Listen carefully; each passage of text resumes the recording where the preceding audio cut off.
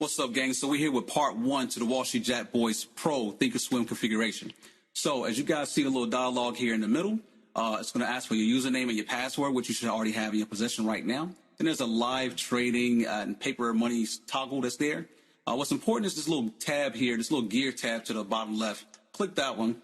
And then you want to make sure that this is all, pretty much to your needings, which is English. And color scheme, you can kind of disregard it for right now. I'm going to show you guys how to figure that out. Font size also. But what's important is this memory usage. I just want to address this quickly here because this here is important depending on the type of computer system that you have. Depends on how much RAM you have. That's how much power your computer has.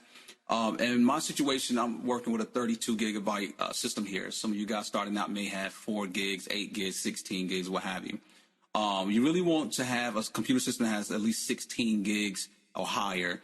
So that you can get the best performance. I think I had 32. I could have 64. I can't remember, but I think it's 32. So, anyhow, so with that being said, look here. Even though I have 32 gigs, I'm only here at 512 for my memory usage. Now you can go higher, but I'm actually at 512. Okay, this is a sweet spot. Same thing here, 6144. So for those guys with the big systems, you actually don't need to use up all your memory for ThinkorSwim, but this is a good sweet spot here. Now, for you guys to have small amounts of memory, you're not going to have this much here. You're going to have like a small amount down here. The default should work, but if you notice any performance issues with your platform, then make sure to come here and then change this to give yourself some more memory allocated to ThinkorSwim itself.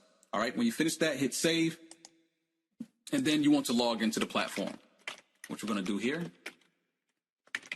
I can remember my password, and then you want to click on toggle to the paper money account. And then click log in. Now, when you guys actually log in, there's going to be a screen that's going to be pretty colorful with a lot of things here. This is the home screen for ThinkorSwim. We actually are not going to be using that screen for the most part. So I'll show you guys when it shows up. Just giving it a couple of seconds to load. All right. So now that we're loaded, you can see the screen here. Well, your screen may look a little different because I believe it's like this blue screen and it's got like a lot of things that's moving. What you want to do is click exit on that screen and then you'll get something similar to this maybe. Either way, this is still the home screen. What I want you to do is click on the monitor tab if it didn't take you there already, which is this tab here. So the monitor tab is where you want to start off at. And we'll begin here at the setup tab. So what you want to do is go to the setup tab there. Go to the application settings. Under application settings, I want you to go to positions. Under positions, make sure that the old layout defaults is at Delta, Gamma, Theta, and Vega. If it's not, click it. Okay. Position P&L layout. This is the profit loss layout. I like for this to be at % and open. So if it's not there, then go click that there. And then position margin BP effect. Margin requirement is what I like to click here. So make sure that it's selected. And then group positions by instrument. If that's not already there, that's fine. You can keep that there. Then go to system tab. Under system tab, you see quote speed. Quote speed is going to be important for getting your orders filled, and your system performing pretty quickly. You have some good power on your system. Like I was just mentioning earlier, you want this thing to be at no delay at all, real time. We want it to go through as soon as we put it in. If you have a system that's slower or you're experiencing performance issues when you try to do the no delay, then just back it up a tad bit, hit that 1 second delay and see how your system performs there. If that doesn't work, go to 3 seconds, okay? Ideally, you want to be at the real time, no delay. Then from there, on your startup screen, you want to make sure that last used is selected, so therefore you pick up where you left off at last.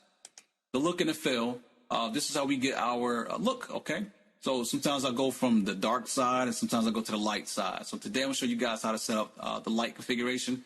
But if you guys want that dark setup, you want to hit that old school toss. That's the OG right there. You see that looks black right there?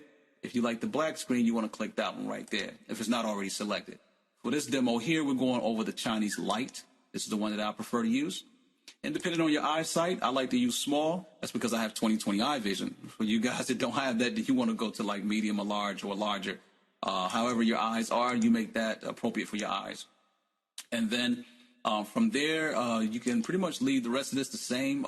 Display, we can actually click, make sure that weeklies and quarterlies are selected here. Minis, we're not trading that, so you actually don't need that. But just make sure that weeklies and quarters are selected. and then go to order defaults. Under order defaults, click on options. And then under options, this may say 10. Okay, this may say 10. This may say 10. If it does, make sure you select 1. All right, it's going to be really important that we get that to 1. All right, because you don't want to be putting in orders of 10 by default. And then last thing here, you can go to notifications and you can type in your email. Therefore, you get notified whenever there's a system alerts on your trades and positions like that. So while you're at work, you know what's going on. So I like to do that. And then when you finish that, hit apply settings. All right. So here, just to show you a little bit what's going on the screen here, we have to the left side, let's start there, we have a lot of widgets here to the left. And so yours may look a little different if you have anything. You may not have anything. So what I'm going to do is minimize some of these widgets and just click on the little button here at the top.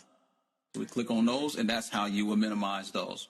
Account info is going to be important, so keep that on there always. Now, remember, you can actually take some of these off, and then you can actually add some. So what I'm going to do is actually take one of these off, this Trader TV. You don't need to use that. It would eat up a lot of your RAM on your computer. Ideally, we just want data to be here to help us to make trading decisions. So watch list is going to be important here. You may even want to use some live news there. But your account info, you definitely want to keep that up there.